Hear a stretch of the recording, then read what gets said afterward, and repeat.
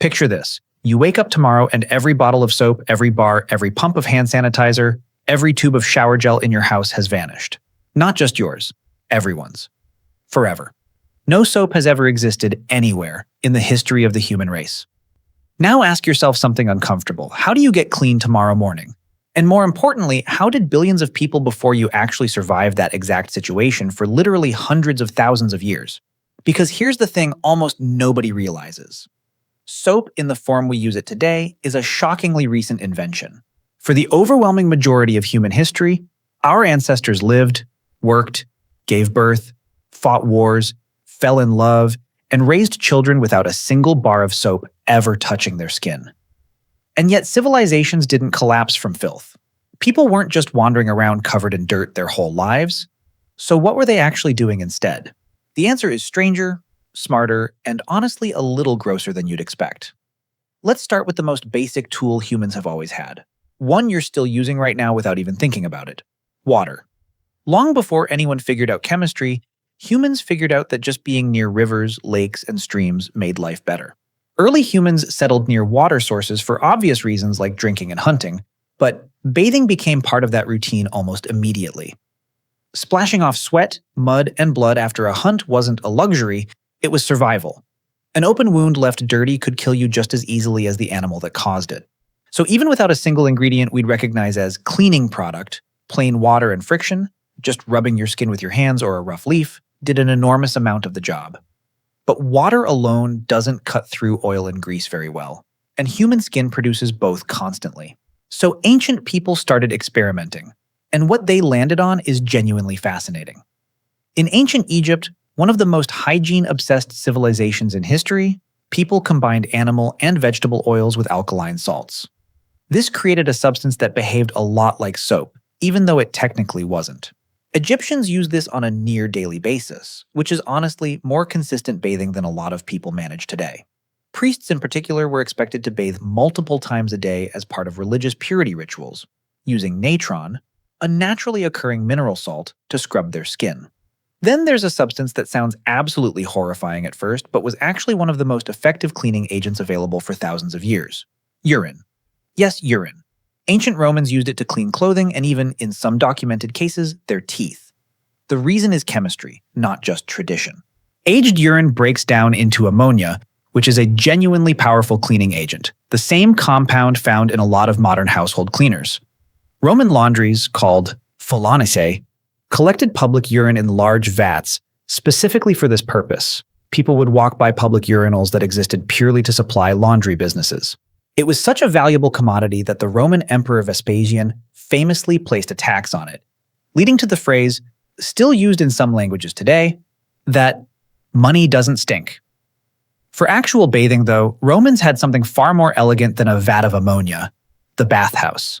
This wasn't just a place to get clean, it was one of the great social institutions of the ancient world. Romans of nearly every class visited public baths regularly, sometimes daily. But here's the part that surprises people. They didn't use soap either.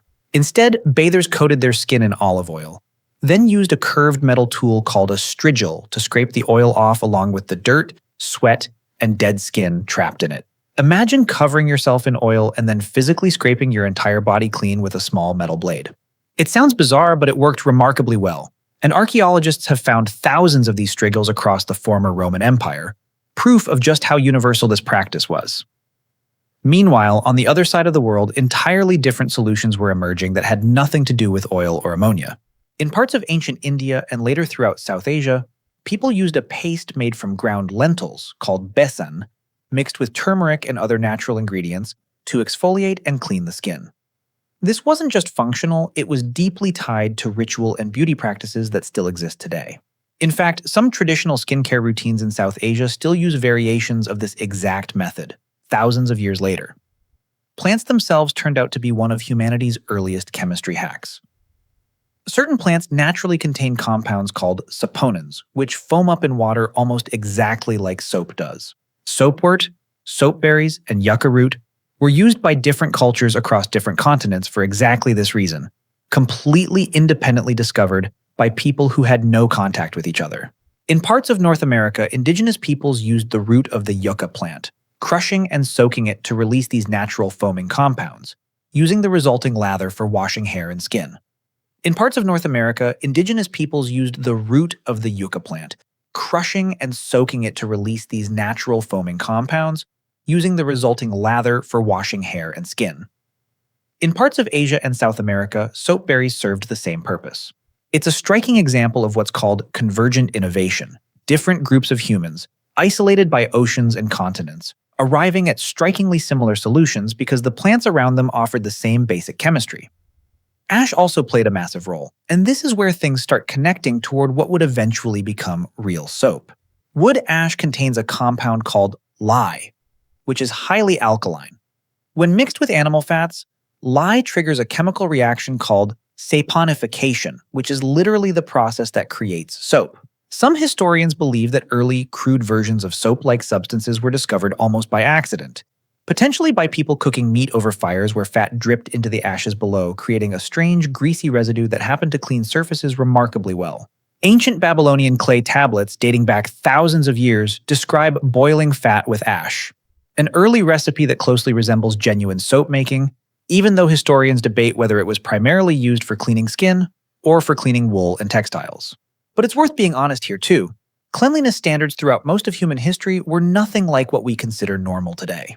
In medieval Europe specifically, bathing actually became less common for a long stretch of time, partly due to religious attitudes that associated public bathing with immorality, and partly due to genuine fear during plague outbreaks when some physicians believed that opening the pores through hot water actually let disease into the body. So for a period, people leaned instead on what's sometimes called a dry wash, wiping the body down with clean linen cloths instead of full water bathing. It sounds unhygienic by modern standards, but it was a rational response to the medical understanding or misunderstanding of the time. What's remarkable when you step back and look at all of this together is just how resourceful humans have consistently been, across completely different civilizations, all working toward the exact same goal. Oil and metal scrapers in Rome, alkaline salts in Egypt, ammonia-based washing in Roman laundries, lentil paste in India, yucca root in the Americas, wood ash and fat in Babylon. None of these groups had access to each other's methods, and yet they all landed on strategies that, in one form or another, exploited the exact same underlying chemistry that modern soap still relies on today: oils lifting dirt, alkaline substances breaking down grease, and abrasive scrubbing physically removing what chemistry alone couldn't. So the next time you grab a bar of soap without thinking twice about it, it's worth remembering that you're holding the end result of literally thousands of years of trial and error across dozens of civilizations, all trying to solve the exact same uncomfortable problem. Real soap, chemically similar to what you use today, wasn't mass-produced and widely available until surprisingly recently in the broader timeline of human history, which means for the vast, overwhelming majority of the time humans have existed on this planet, staying clean wasn't a 5-second task in a shower. It was oil and metal blades, urine and ash, crushed roots and ground lentils, and a whole lot of clever, occasionally strange, and surprisingly effective human ingenuity.